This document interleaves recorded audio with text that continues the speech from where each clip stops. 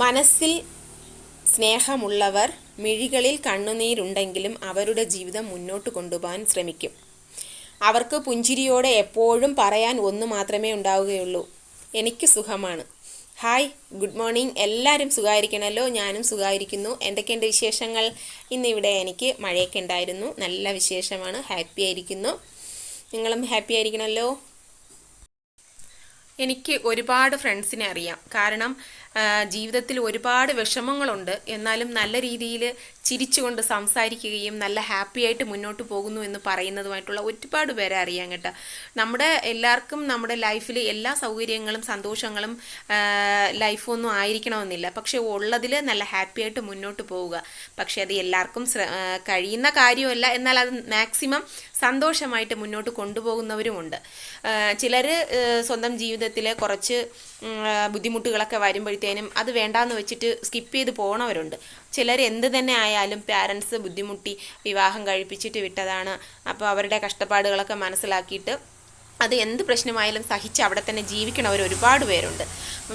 പല ആൾക്കാരും പല പ്രതിസന്ധികളാണ്. എല്ലാം ഉള്ളിലൊതുക്കി ചിരിച്ച്, മുഖത്തെപ്പോഴും ചിരിച്ച്, കണ്ണുനീര് നമ്മുടെ മിഴികളിൽ കൂടെ കണ്ണുനീര് വരുന്ന സമയത്തും ചിരിച്ചുകൊണ്ട് കാര്യം പറയാൻ പറ്റുന്ന ഒരുപാട് ഫ്രണ്ട്സുകളുണ്ട് നമ്മുടെ ഇടയിൽ, അല്ലേ?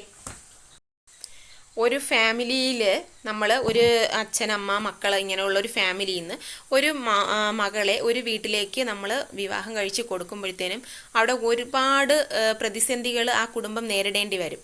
അതായത് ഇപ്പം നമ്മൾ ഒരു വീട്ടിലേക്ക് കെട്ടിച്ചു വിടുമ്പോൾ സാമ്പത്തികമായിട്ടും ഉള്ള അച്ഛനമ്മമാർ കാണും, ഇല്ലാത്ത അച്ഛനമ്മമാരും കാണും. ഇപ്പോൾ എന്തായാലും തൻ്റെ മക്കൾ നല്ല രീതിയിൽ നല്ല സൗഭാഗ്യത്തോടെ, അല്ലെങ്കിൽ ആ പോകുന്ന വീട്ടിൽ ഒരു കുറ്റവും കുറവും ഉണ്ടാകണ്ട എന്നുള്ള രീതിയിലൊക്കെ കടം വാങ്ങിച്ചിട്ട് ലോൺ എടുത്ത് പിന്നെ ഒരുപാട് വസ്തുക്കൾ വിറ്റ്, വീട് കിടക്കുന്ന നമ്മുടെ വീടുകൾ വിറ്റ്, അങ്ങനെയൊക്കെ ഒരുപാട് അച്ഛനമ്മമാർ മക്കളെ നല്ല രീതിയിൽ വിവാഹം കഴിച്ച് അയക്കുന്നവരുണ്ട്. അപ്പോൾ ഇങ്ങനെയൊക്കെ അയച്ച് കഴിയുമ്പോഴത്തേനും അവിടെ നിന്ന് തിരിച്ച് കണ്ണീരോടെ വീട്ടിലേക്ക് തിരിച്ച് വന്ന് കയറണ്ട, അവരെ വിഷമിപ്പിക്കണ്ട എന്നുള്ള രീതിയിലൊക്കെ സഹിച്ചു പോകുന്ന ഒരുപാട് ആൾക്കാരുണ്ട്.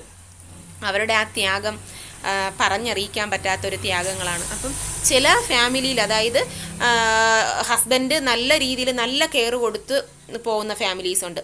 ചിലയിടത്ത് പാരൻസിൻ്റെ പ്രോബ്ലംസ് ആയിരിക്കാം, ചിലയിടത്ത് റിലേറ്റീവ്സിൻ്റെ പ്രോബ്ലംസ് ആയിരിക്കാം. ഇങ്ങനെ പല തരത്തിലുണ്ട്. അപ്പം എന്ത് തന്നെയായാലും എല്ലാം നല്ല ധൈര്യത്തോടെ നല്ല സന്തോഷത്തോടെ ഫേസ് ചെയ്ത് പോകുന്ന പെൺകുട്ടികൾക്ക് ഭാവിയിൽ ഒരുപാട് അവർക്ക് ഉയരങ്ങളിൽ എത്താൻ കഴിയും. ഇന്ന് ചെറിയ ഒരു വിഷമം എന്ന് നമ്മൾ വിഷമത്തിലല്ല നമ്മളെ ലൈഫ് മുന്നോട്ട് പോകുന്നത്. ഇന്നൊരു ചെറിയ വിഷമം നമ്മൾ അനുഭവിച്ച് നമ്മുടെ കണ്ണുകൾ നിറയുകയാണെങ്കിൽ നാളെ നമുക്ക് നല്ല സന്തോഷം ഉണ്ടാവും, നമ്മൾ നല്ലോണം ചിരിക്കാൻ കഴിയും.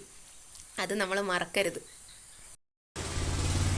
പാരൻസ് അവരെ ഫേസ് ചെയ്യേണ്ടി വരുന്ന സമയത്ത്, അതായത് കുടുംബ വീട്ടിലേക്ക് പോവുകയോ അല്ലെങ്കിൽ മക്കൾ മോള് അല്ലെങ്കിൽ മോൻ താമസിക്കുന്ന വീടുകളിലേക്ക് അവർ വരുമ്പോഴോ മോനെ അല്ലെങ്കിൽ മോളെ സുഖമാണോ, സാധാരണ പെൺമക്കളാണ് ഇങ്ങനത്തെ കാര്യങ്ങളൊക്കെ ഫേസ് ചെയ്യുന്നത്.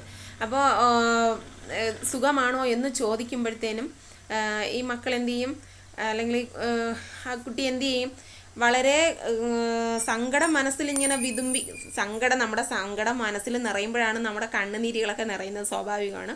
അപ്പോൾ ആ സമയത്ത് ഞാൻ സുഖമാണ്, എനിക്ക് സുഖമാണ് എന്ന് മനസ്സിൽ വേദന അടക്കി പിടിച്ചിട്ട് സുഖമാണ് എന്ന് ചെറിയൊരു പുഞ്ചിരിയോടെ അവൾ പറയുമ്പോൾ ഒരവസ്ഥ ദയനീയമായ ഒരവസ്ഥയാണ്. എൻ്റെ ഒരു ഫ്രണ്ടാണ്. അപ്പോൾ ഫ്രണ്ട് അവളുടെ അച്ഛൻ അവളെ നല്ല രീതിയിൽ ആ വീട്ടിലേക്ക് വിവാഹം കഴിച്ച് അയക്കാൻ വേണ്ടിയിട്ട് അച്ഛൻ്റെ വസ്തു, അതായത് അവരുടെ വീട് പ്ലഡ്ജ് ചെയ്തുകൊണ്ട് ലോൺ എടുത്തുകൊണ്ട് മകളെ നല്ല രീതിയിലൊക്കെ ആഭരണങ്ങളൊക്കെ ഇട്ട് നല്ല രീതിയിൽ വിവാഹം കഴിപ്പിച്ചു വിട്ടു. പക്ഷേ ആ മകൾക്ക് ആ വീടുമായിട്ട് പൊരുത്തപ്പെട്ടു പോകാൻ ഒരുപാട് ബുദ്ധിമുട്ടുണ്ടായിരുന്നു.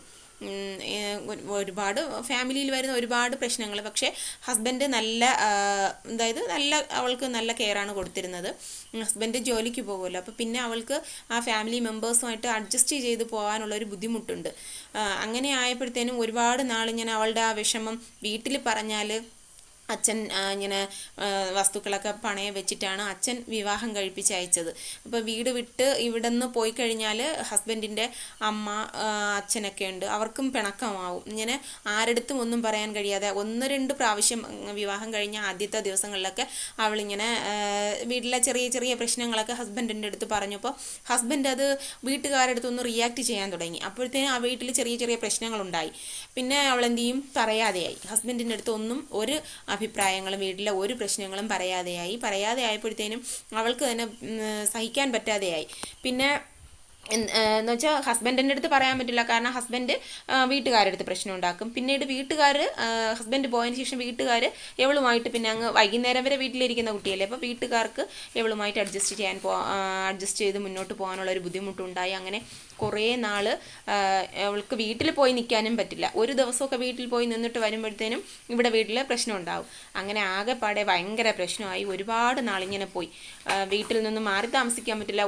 ഒരു സൊല്യൂഷനും ഇല്ലാത്തൊരു പ്രശ്നമായിപ്പോയി അത്.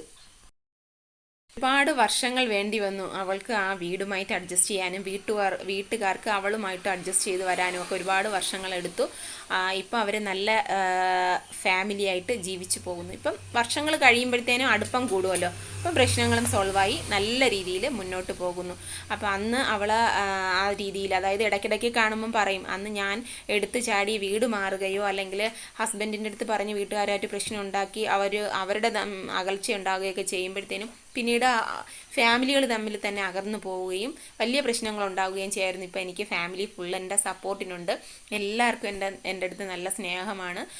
മക്കളെയൊക്കെ നല്ല രീതിയിൽ തന്നെ അച്ഛനമ്മയൊക്കെ നോക്കണം. ഹസ്ബൻഡിൻ്റെ അച്ഛനമ്മയൊക്കെ മക്കളെയൊക്കെ നല്ല രീതിയിൽ തന്നെ നോക്കണുണ്ട്. നല്ല ഫുൾ സപ്പോർട്ടാണ്.